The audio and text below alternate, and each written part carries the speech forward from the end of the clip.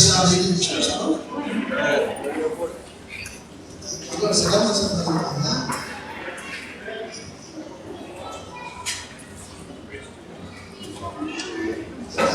Isa po sa aking hinihintay-hintay rin ay yung panahon na minsan din na yung ating pong ngayon people na ay yung mga nagpipin ng violin dito.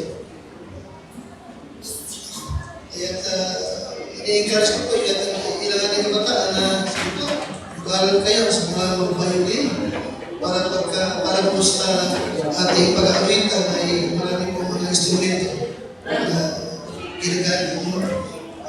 Okay, now, ngayong umaga ay inasa ko po na magbigay ng second part sa ating naging mensahe itong nakaraang Wednesday. Sapagkat last Wednesday, ating po pinag-usapan yung pong patungkol sa pagkabalisa. At ating pinag-usapan why worrying doesn't work. At kaya ng umaga ay ibigay ko ng second part mula po sa mensahe ito. At muli ko kayo nagdala sa buka Matthew chapter 6. Matthew chapter 6.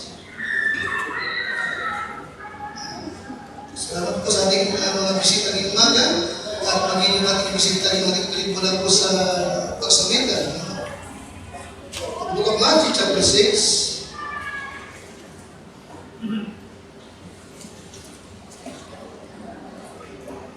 Ating basahin ko mula talatang 25 hanggang 28.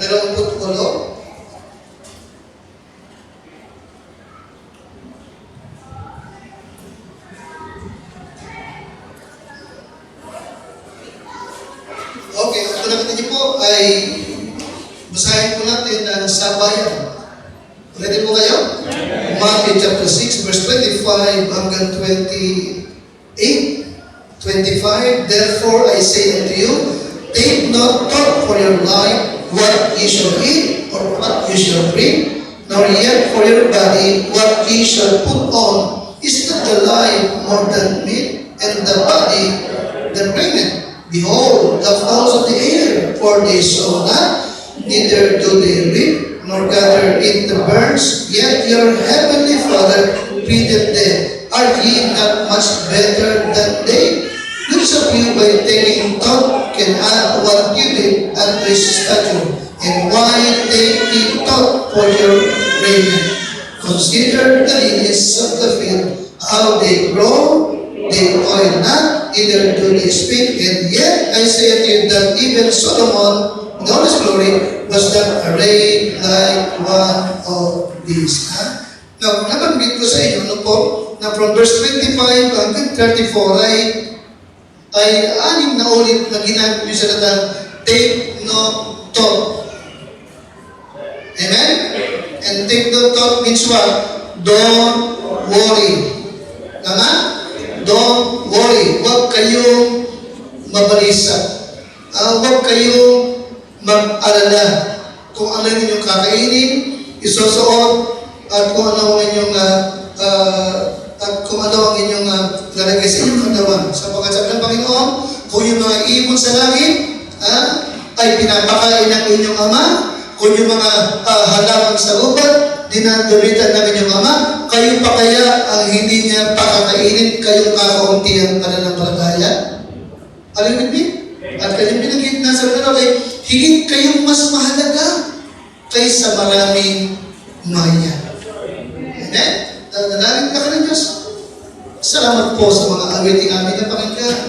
Salamat po na kayo ng Diyos sa mga lesson na ituro kanina umaga. At gusto ko naniniwala, Panginoon, na ikaw po'y sumasa kanila ng mga nagsisipagturo upang ang iyong mga anak ay mapakain, mapalakas, mabago, at mapalago ang kanilang pananampalataya. Ngayon po oras na nagdadala, ako po'y lumalapit at nagpapaubaya, nagapasa ko upang ako po'y iyong gamitin naman ng Diyos para magturo ka pa, makapamusap ka pa sa iyong mga anak. O God, Holy Spirit, empower me, the Lord.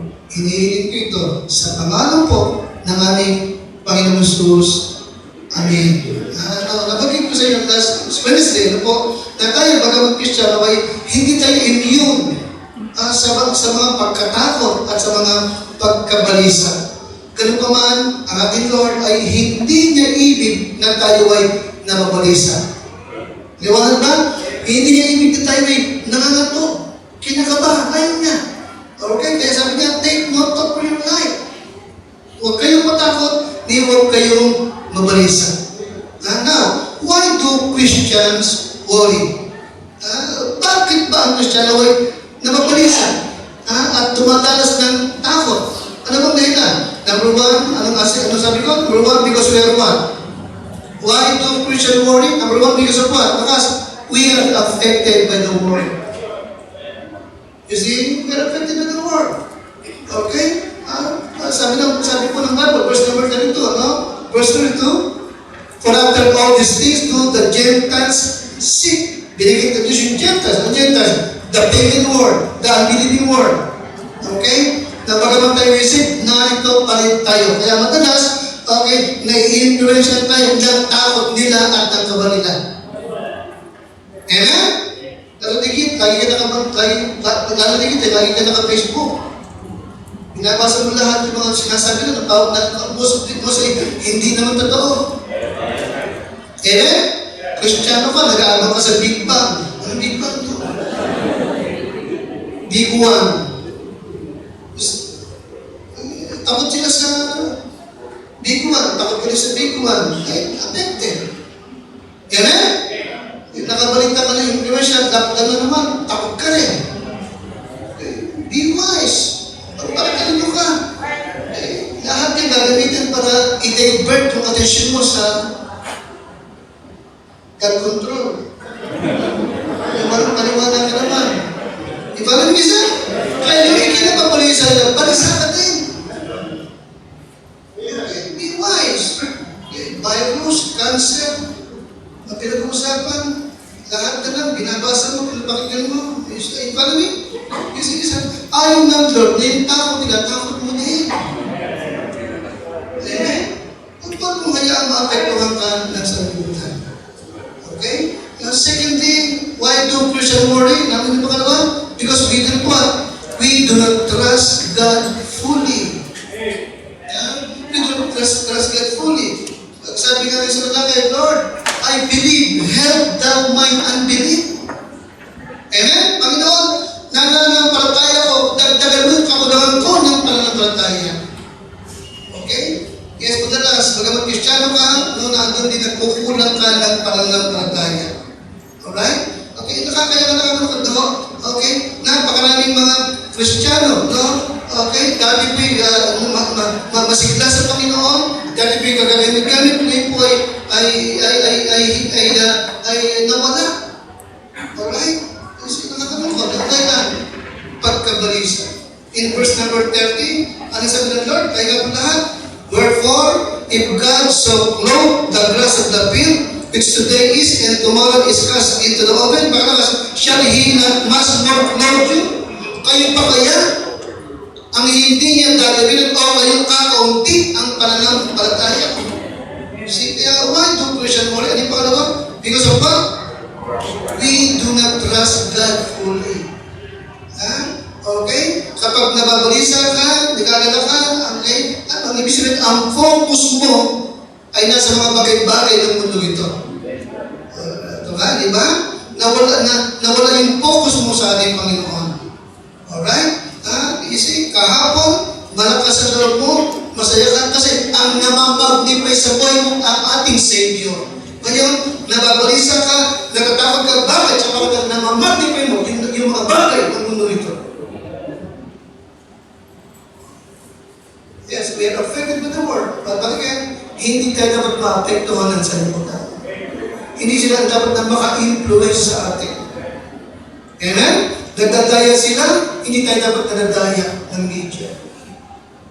Alright? Ano yung pangalawa? We do not trust God fully. Now, pangalawa, why we should not worry? Why we should not worry? Alright? Bakit natin sabihin that worrying does not work? Yeah, okay? So, why we should not worry nor fear? Ano yung number one? Because the things we worry about are not even that important.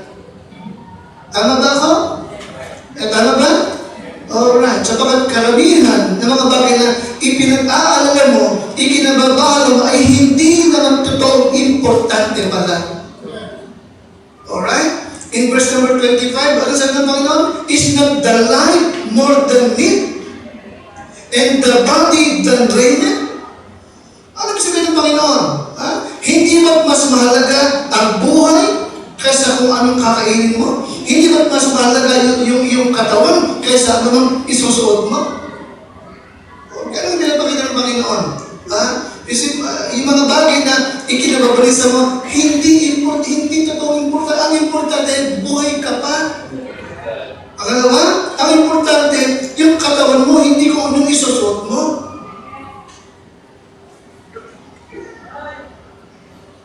Ang mahalaga yung buhay. Makakapaglingkod ka pa, makakaawit ka pa, makapagpupuri ka pa, makakapanalangin ka pa. Amen? At sasagot pa ang iyong Panginoon. Alright? Now, sa pagkatutuhan natin, nakikinig ba sa akin? Okay. 92% are wasted worries. Tingnan ka, 92% are wasted worries. Sapagat 40% na ikinababalisa ng tao ay hindi naman talaga nangyayari. Okay? Pangalawa, why we should not worry? Because we have God. Ano yung pangalawa? Bakit hindi tayo dapat nababalisa? Because we have what? Sabagat meron tayong Diyos na nasa langit na lubhang nagmamalasakit sa atin at handang mag-provide ang lahat ng ating kailangan. Okay. Now, let them worry. What do you expect? Wala sila sa Lord. Ngayon, nasa Panginoon ka. Tinubos ka ng kanyang dugo. Kung yung kanyang buhay, hindi pinagkait sa'yo, yung pa kanyang kakarin mo, ang hindi niya kayang ibigay. Kung yung kanyang bugtunana, ipinagkalaw para malis ka, yung ba yung sapatos, bigas, hindi ipapagkalaw kung kailangan lurin lang naman.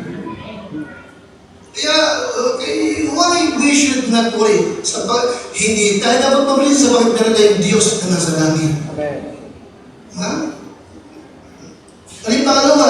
Pangatlo, we need not worry because as Christian, we are people of what? We are people of what? Lakas. Faith. Romans 1:17, the just shall live by what? By faith. Have faith in God. Alright? Okay, number 3, para review ko lang, ha? Number 3, because worrying does not do any good. Lahat ng ikinababalisa mo, walang mabuti namang magagawa sa'yo at wala naman talagang nagawa sa'yo, ha? Alright. Now, number 4, nakuha niyo ba? Number 4, the remedy. Now, ano ang lunas sa pagkabalisa? The cure for worry. Nakuha niyo ba? Okay, ano yung number 1 na lunas? Okay ba? Remember your heavenly Father. Okay? Number 1 na cure. Ano yung pangalawa? Number 1, remember your what? Alright. Alalahanin mo na meron kang Ama na nasa langit. Remember your heavenly Father. In Matthew 10:31, sabi ng Panginoon, fear ye not. Huwag kayong matakot. Higit kayong mas mahalaga kaysa maraming maya. Bakit niya sinabi yun? Anong dahilan? Sabi ng Panginoon, di ba? Mas dali yung ibon sa mga iibon sa hipapawid. Hindi nagtatalim, hindi nagkakamali, hindi nag-aani. Pero yung amang nasa langit ninyo, pinakakain sila. Kayo pa kaya ang hindi pa kainin? Mas mahalaga kayo kaysa maraming maya? Naunahan niyo ba yun? Pero ang ama na nasa langit. Alright. May binanggit pa Panginoon. Tinan yung mga maya yan. Isa lang sa kanila, hindi babaksak na nalingin sa inyong Ama. Nakikinig kayo sa akin? Ano ibig sabihin? Lahat ng nangyayari dyan sa mga ibo yung alam ng God the Father. Yung bang nangyayari siya, hindi kaya niya alam niya. Paliwanag ba sa atin? Huwag ka mag-aalala.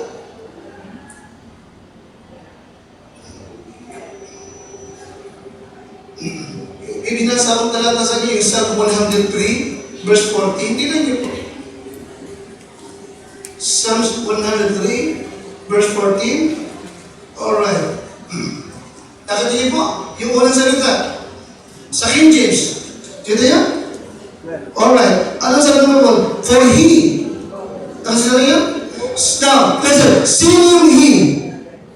Sing He. Your God. Your heavenly Father. For your God knoweth our what? Pray. Tingnan siya ng pray. Napasay siya ng pray. Ano siya ng pray? Yung disenyo ng pagkakagawa ng Diyos sa iyo. Di ba alam niyo? For He knoweth our what? Pray. Ano yung pray ulit? Yung disenyo ng pagkakagawa ng Diyos sa iyo. Di ba alam niyo?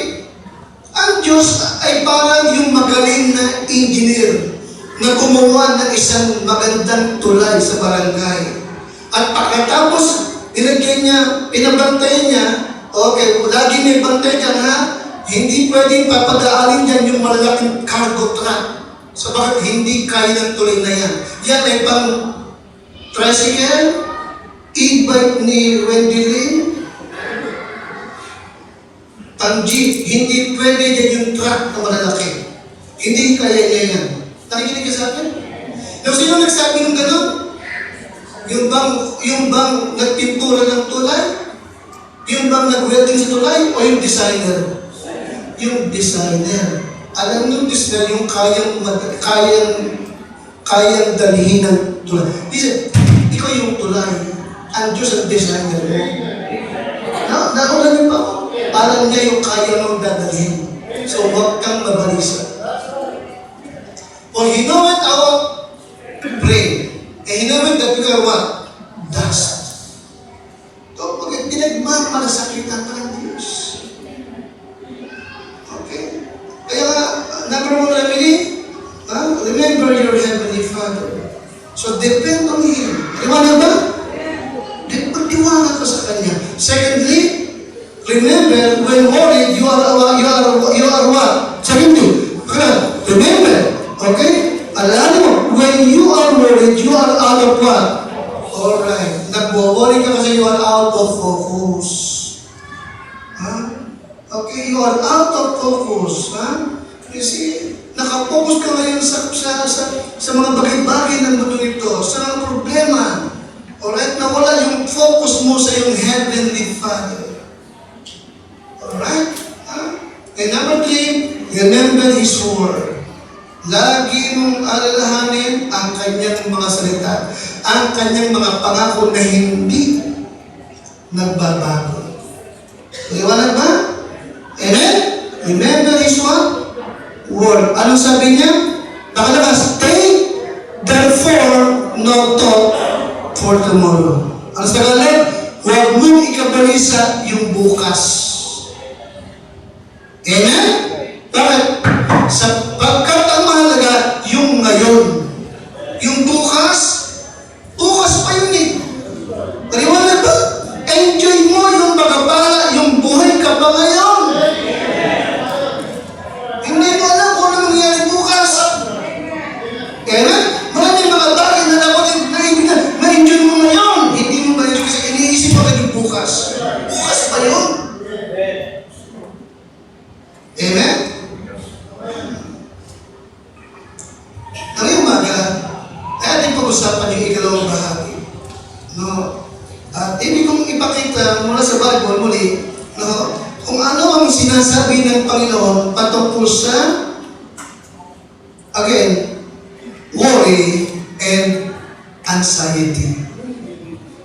How Jesus addressed worry and then what? Alright, pagkabalisa ng pangalawa, takot. Now, dito lang sa book of Matthew, no, ay nakita mo kung ang sinasabi nila tungkol sa mga bagay pong ito sapagkat alam ng Diyos, no, na ito'y talagang nararanasan ng mga tao. Kabilang na rin ang mga mananampalataya. Okay na? Iba yung worry sa anxiety. Iba yung nababalisa sa natatakot. Magkaiba. Ang nagiging ko ba kasi, worry is a temporary thought. Ito po yung nakabase sa mga bagay-bagay. No? At madalas, ito po naman mga ikinababalisa ng tao ay solvable. Naglulutas naman. Okay. Samantalang yung anxiety ay, mahaba pala nalagay ko, hindi ko na-explain. Samantalang yung anxiety is a persistent, tumatagal. Okay? It is a physical and emotional state. Okay? At ito pinagbubunga madalas na yung tao na dumadalas ng anxiety ay hindi nakapagtatrabaho. Wala siyang nagagawa sapagkat natatakot siya. Naman niyo po ako? Samantalang yung worry ay nakapokus sa what if. Are you listening? Yung worry ay nakapokus sa alright, paano kung wala ka na? Paano pa ang mag-isa? Worry yun eh. Si Dulce, paano kung? Alright? So dahil siya nakapokus ito sa what if, yung taong nag-worry, madalas ay hindi tumitigil ng ginagawa. Kasi bukas O samantalang yung anxiety is a physical and emotional response. Yung kanina, yung worry, mind. Yung anxiety is what? Mind and physical and emotion. Alright? Yung bang ninenervous siya, hindi siya mapakali, nagpapanik siya sapagkat ang kanyang pakiramdam ay merong masamang mangyayari. Nakikinig ka sa akin? Anxiety yun. Nangangatog siya, pinapawis siya ng malalim ang paghinga at mabilis ang tibok ng kanyang puso. Ipaligid siya? Amen? Again na, worry happens in our mind. Anxiety happens in our mind and body. Ipaligid? Amen? Kaya hindi mapakali. Okay? Sapagkat kinakabahan, sapagkat nag-iip siya na may masamang mangyayari. Alright? Now, karamihan sa atin, dumanas ng anxiety.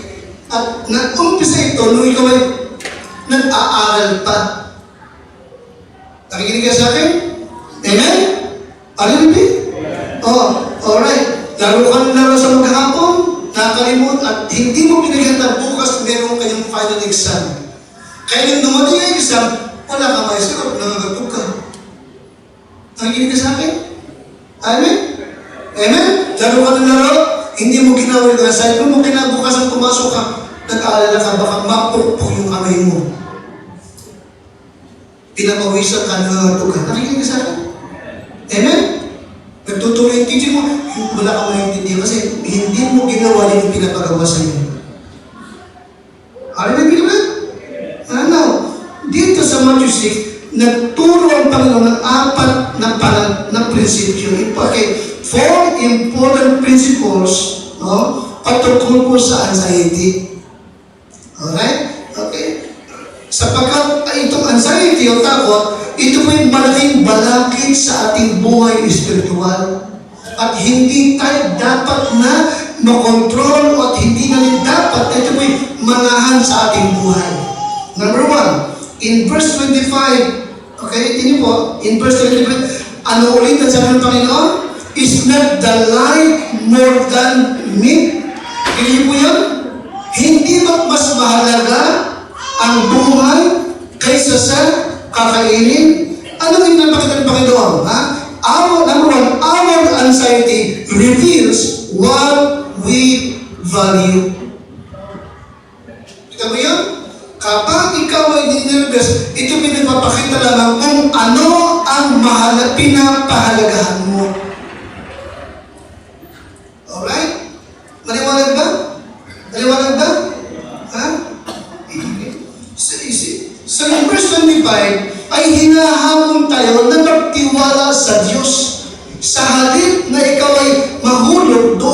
anxiety. Any reason? Amen?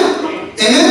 At sa verse 19 to 24, okay, dito mo basa, ipinaalala ng Panginoon, no, that life on earth is short.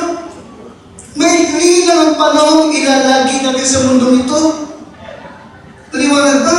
At kung nakapokus ka lamang sa mga bagay-bagay ng mundong ito, mamimiss mo yung higit na mas mahalaga. Ano yun? Yung buhay mo at katawan mo. At pangatlo, yung Diyos mo nagbigay ng buhay sa iyo at nagpapala sa iyo. You see? Again, our anxiety reveals what we want. Lakas, ano yun? Ang kita mo. Lagi mo alam, ano ba ang mas importante? Ano ba ang higit na mas mahalaga? Of course, ang Panginoon mo. Pangalawa is what? Yung buhay mo at yung katawan mo. Liwanag ba? Amen? Ibig Diyos, magamit ka. Maging blessing ka sa buhay ng maraming tao. Pero kung mahuhulog ka sa anxiety, mapaparalisa kang hindi ka mapapakinabangan ng Diyos. Amen, Diyos yan? Kung ako kaya katakot ako ngayon, hindi ako makakapag-bless. Baka, pag ito, mayroon ko, iyak-iyak na lang dito. Amen, Diyos yan?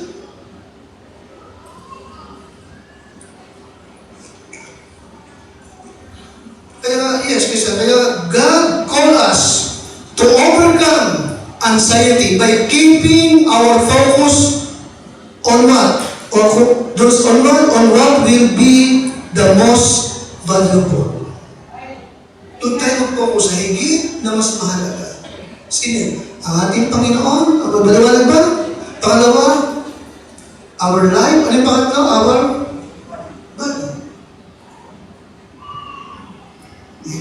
Secondly, that's verse number 25 ulit. 25. Say po?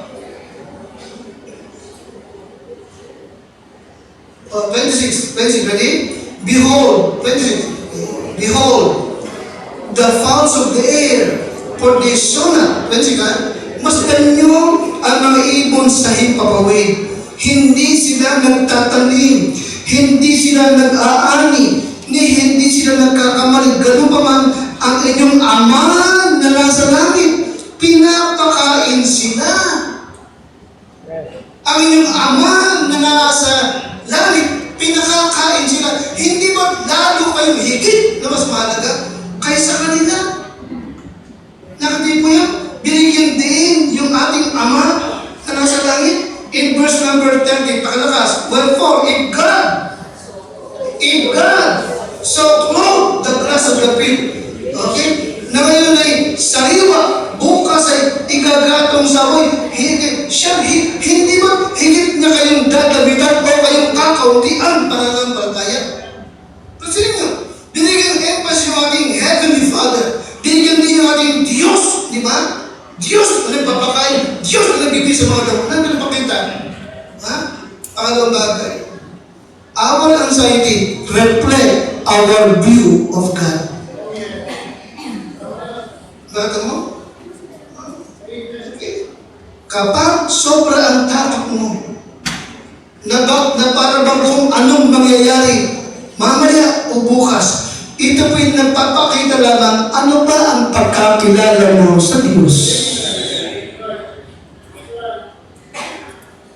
Naano niyo ba ako? Ano bang pagkakilala mo sa Diyos? Ano bang paniniwala mo sa Kanya? Ano bang tingin mo sa Diyos mo? Diba? You see? Kaya paano bang gusto mo sabihin? Bakit ka nagkakaganyan? Bakit ka natatakot? Bakit ka nangamba? Bakit? Ano bang pagkakilala mo sa Diyos mo? You see? Kita mo? Pinahalagahan niya yung mga ibon sa ibon maya. Pinahalagahan niya yung mga lili sa para. Diba? Pinapansin niya, inaayos niya. Samantalang hindi naman siya naghandog ng buhay para sa mga maya kundi sa'yo. Diba? Binibihin sa inyo mga bulaklak sa parang, samantalang hindi naman siya nagbusang dugo para doon sa mga halaman kundi sa'yo. Ikaw pa hindi pakainin, ikaw pa hindi ni David, ikaw na ako, tiyan pananampalataya.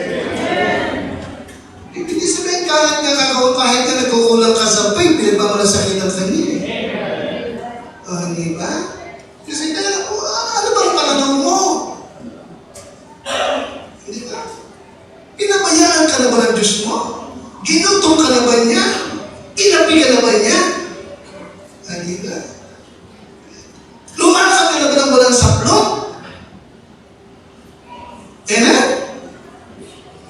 Pinadalas ka na ba niya na mamatay-matay ka na sa gutom? Hindi na ba? Ano ba magmimisa kasi nagda-diet ka eh?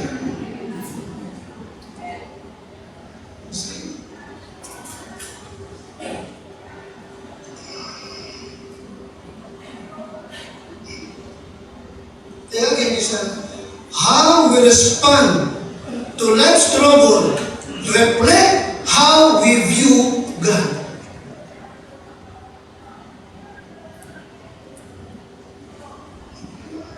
Pag kinakabahan ka about God's provision, read Psalms 103. Bless the Lord, all my soul, and all that is within, bless His holy name. Bless the Lord, and forget that all His benefits. Amen? Basahin yung kanyang pagtrato sa Israel. Bagamat matigas ang ulo. Sabi niyo, kilala ko kayo muna wala. Pero kita hindi pinabayaran ng Diyos. Amen?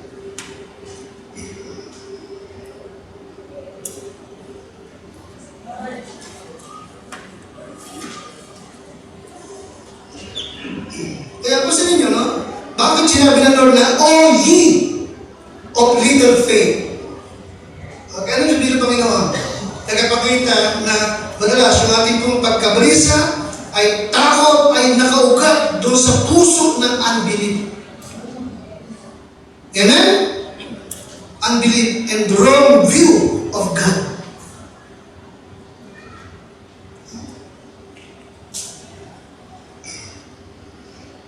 And worry, anxiety, accomplish nothing. Talagang ba? Ang pagkabalisa at takot, it accomplish what? Nothing. And distract and rob us ng maraming mga pagpapala sa buhay. Diba? Nananakawan ka ng anxiety. Amen? Di mo yung ibang mga Kristiyano, pinagpala ng Diyos ng magandang boses hindi makakanta. Bakit? Takot. Nakikinig kayo? Amen, Krista? Hindi makapag-solving. Bakit? Takot.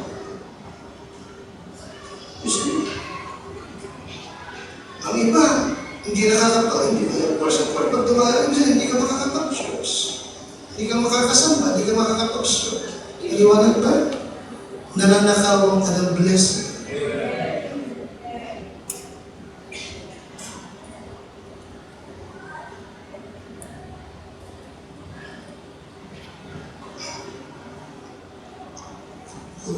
Don't forget sana, God calls us to overcome anxiety by keeping our focus on God's faithfulness and goodness. Amen? Lagi mo pala, God is faithful. God is good. Amen? Tapat siya. Mabuting Diyos siya.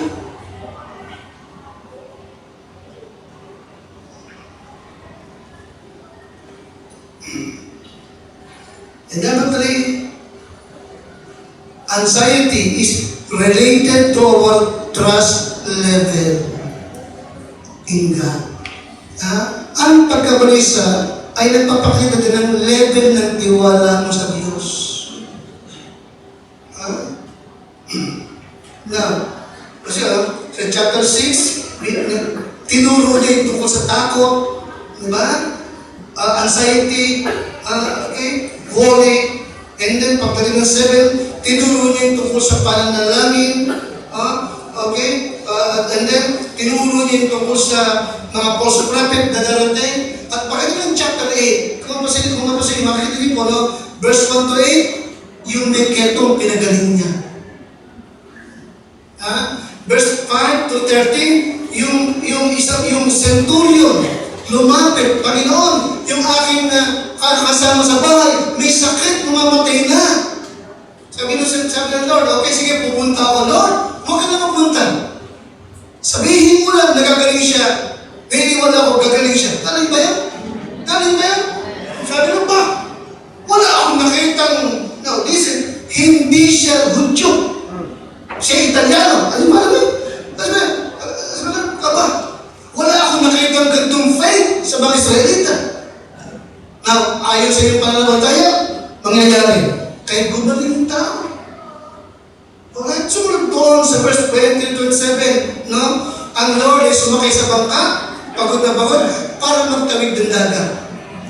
At sa gitna ng dagat, bumuhos ang napakalakas na ulos na halos mapuno ang bangka at lulubog na.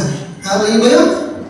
At dahil dito, yung mga apostol, takot na takot, pinunta ng Lord, Panginoon, Panginoon, wala bang anumang sa'yo na mamamatay kami dito, malulunod kami? Nakakaya ba yun? Takot na takot sila. Tumayo ang Lord. Ano sabi ng Panginoon? Bakit kayo natatakot? Nasa lang yung pananampalataya. Ayun na. At sabi niya, be still. Dagat, hangin, be still. At kaagad, nawala yung malakas na hangin at kumalma ang dagat. Natakot naman ang sabi ko, anong klase ito? Maging yung hangin at parang sumusunod sa kanya. Anong ipinapakita? Na ang Panginoon ay higit na makapangyarihan kaysa anong mga bagay-bagay na ikinatatakot mo. Okay. He is in control sa lahat ng bagay. Walang magaganap sa buhay natin na hindi niya ipapahintulot. Okay? Kaya nga, magtiwala lang tayo sa kanyang kapangyarihan. Magtiwala lang tayo sa kanyang pag-ibig.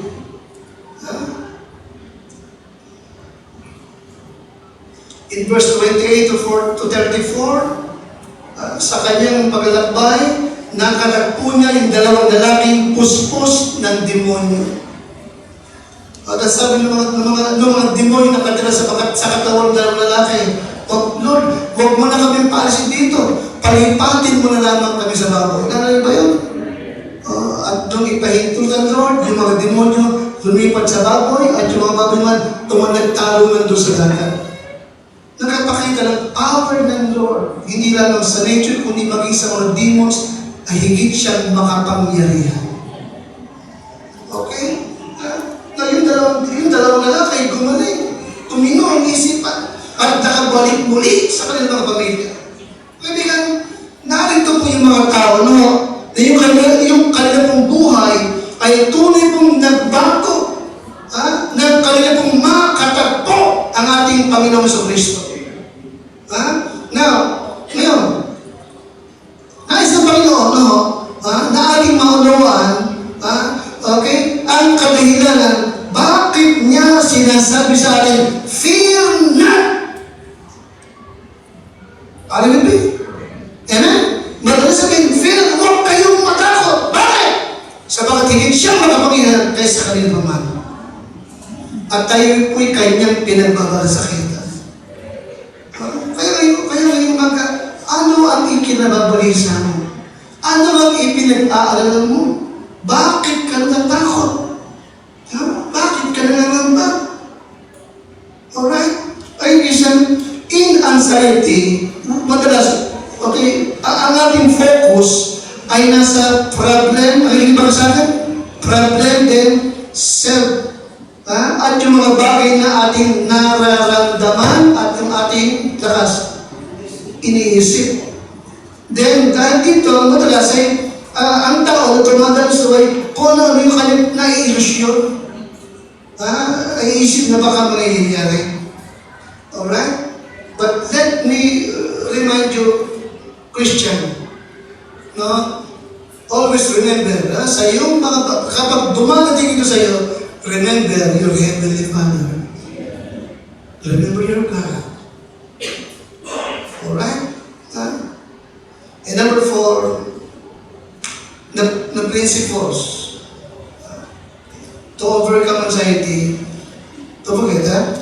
anxiety is redirected best by compassionately serving the Lord.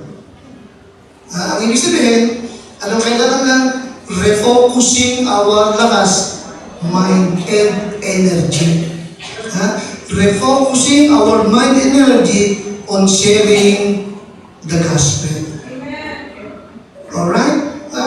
Now, so chapter 6, binanggit niya yung worrying, anxiety, and fear. Chapter 7, tinuro niya yung prayer. Chapter 8, maraming ulit niyang pinakita yung kanyang kapangyarihan. Okay? Sa hangin, sa dagat, at sa mga demons. Okay? At pagdating ng chapter 9, kanyang naroon na kanya pong nagligtas siya at tinawag niya si Mateo para maglingkod sa kanya. And then pagdating ng verse 35, ano po? Okay? Naroon niya kanya sinabi, hindi po, chapter 9. Ibig ko makikita po yung pagkakaugay ng lahat. Okay, chapter 9.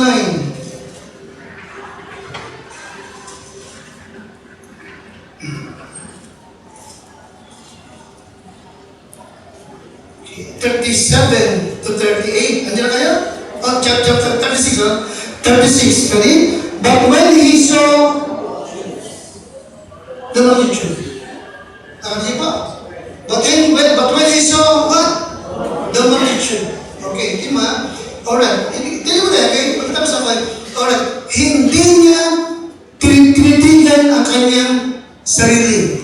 Ang nakita ay what? Alright. Multitude, di ba?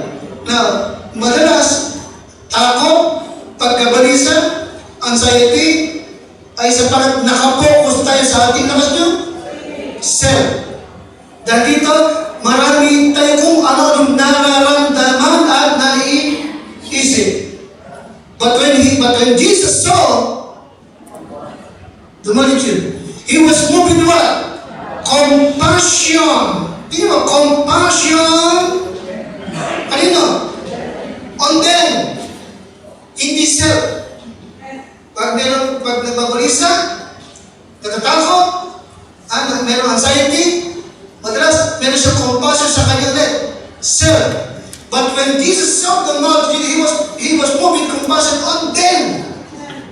Nakatayin ba ang kanyang focus? Hindi sa self, kundi sa others. Nakatayin ba? Kaya nga, our anxiety is redirected best by compassionately serving the Lord and others. Diba? You see? Okay, nagpapakita Lord ng prinsipyo na anong kailangan? Refocusing our mind and energy. Diba? Kaya nga isa, on serving the Lord, on sharing the gospel of Christ. Okay? Pastor niyo ulit, no? Okay? One of the consistent thing, no? Madalas, yung sinasabi ng Lord lagi, ay nakafocus lagi, madalas, okay, throughout the gospel is the call to care for the lost, to share the gospel. Doon lagi nakafocus yun. Alright? Ang Panginoon, hindi lamang niya nais na tayong mga tao niya ay magtiwala sa Kanya. Ulit, hindi lamang nais ng Lord na natatapos sa lahat na nagtiwala tayo sa Kanya. Because ibig niya rin na tayo ay makatulong sa iba para magtiwala din sila sa Kanya. Di ba nagkakani ba ka? Nagkakani ba ka?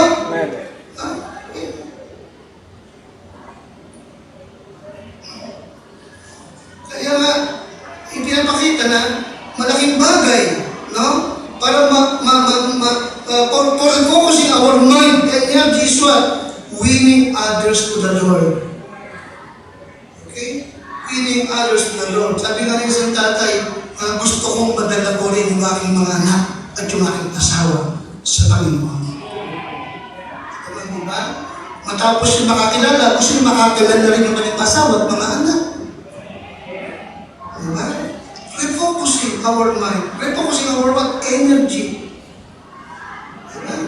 Kapag kasi yung ating mind, punong-puno ng ating nararamdaman lang ay isa.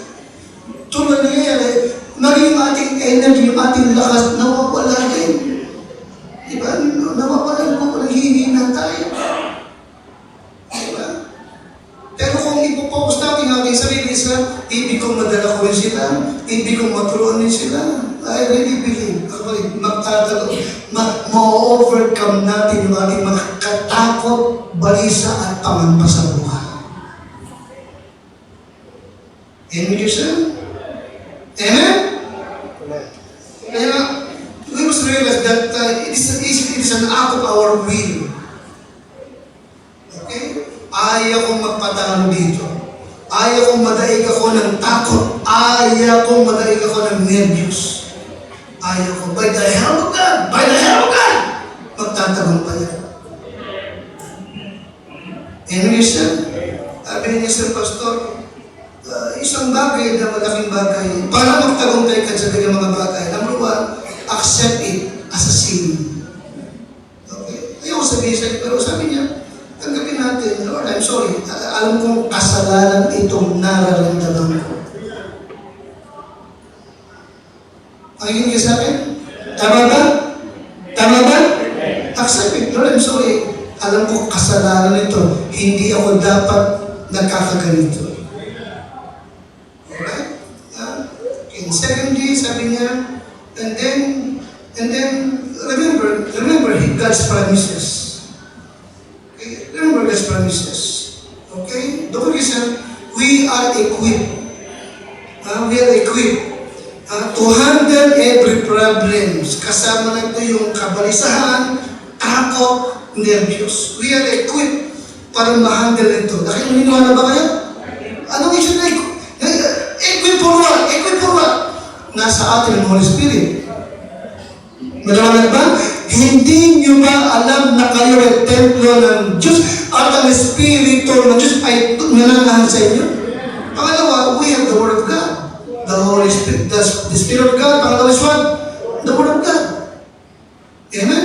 Na nagpapatibay, nagpapalakas, nagpapalago ng palataya. Amen? Na nagsabi, call unto me in the days of trouble, I will deliver thee, and thou shalt glorify me.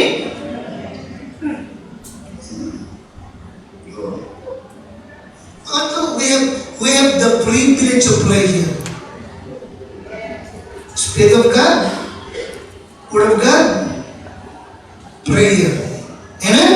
Anong pangako ng Diyos? Call unto me and I will call unto me and I will answer thee. And what? Show thee what? Great and mighty things which thou knowest not. Matthew 7:7, ask and you shall be, seek and you shall knock and you shall be open unto you. We have the privilege of prayer. Amen? Agi siya naghihintay. Okay? John 16:23, hanggang ngayon, wala pa kayong hinihinging anuman, kayo'y magsingi at kayo'y tatanggap upang maging lubos ang inyong kagalakan. Ang ganda, hindi ba? Ibig na makita ikaw what? Puspos ng kagalakan. At ang kagalakan ay bunga rin ng what? Answered prayer. Nakita mo, napatunay mo ang Diyos mo, nakikinig sa'yo, tumutugon sa'yo. Amen? Kaya bakit matatakot? Bakit ako mangangamba? May Diyos akong nakikinig sa akin. May Diyos akong nagmamalasakit sa akin. Amen? Of course, hindi siya may church tayo. Paliwanag ba? May church tayo. Amen? Amen? Dito ay what? Fellowship tayo, nakakapakinig tayo ng salita ng Diyos. Amen? Saan ka pupunta? Para makatagpo at makafellowship mo. Ang mga kapareho mo din, dami pupunta. Saan ka pupunta? Sa Senado? Sa Kongreso o Lakos? Tama, di ba? May encourage ka ba doon? May encourage ka kaya sa Senado sa Kongreso? ayokong mamatay ng maaga doon. Salamat, may Diyos tayo. Listen, parang overcome natin ito mga bagay-bagay nito. Okay, basta ako, no? Kaya talagang kailangan na maintain the right attitude, di ba?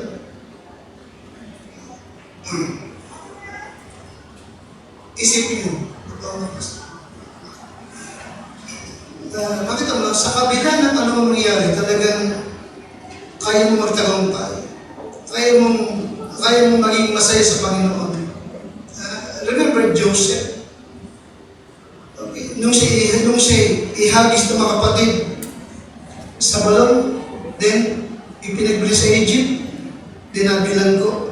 Tama? Na hindi niya alam kung bukas ay baka pugutan siya ng ulo. Tama ba? Mas nakakatakot yun. Diba? Pero hindi siya takot. Tama? Bakos nanatili siyang tapat sa Lord, kaya ba naman naging governor ng Egypt? Amen? How about Daniel? Nung ihagis siya sa yungib ng ngayon. Nakikita mo ka sa akin? Okay. Tingnan mo yung sitwasyon mo ngayon na natatakot ka at alalahanin mo yung sitwasyon ni Daniel. Anong mas nakakatakot? Ha?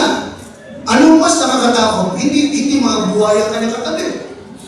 Kundi mga layon. Every year, how about Paul and Silas? Nung bugbugin, ikadena, at ilagay sa pinakasulok ng kulungan, at hindi nila alam kung bukas baka bibitayin sila. Mas nakakatakot yun. Tama ba? Mas nakapag-aalala yun. Tama ba? Pero sa gitna ng madilim na pinangguan, sa gitna na sila po'y warak-warakang tanin at masakit ang katawan, nagawang tumawid ng papuri at manalangin sa ating Panginoon. Amen? Napagtagumpay nila lahat ng kabalisan, takot at pangamba. Amen, isa? Amen? And definitely, ang Diyos ng mga tao ito, siya rin Diyos natin magpahanggan sa ngayon. Magtatagumpay tayo. Magtatagumpay. Tayo po dahil ito.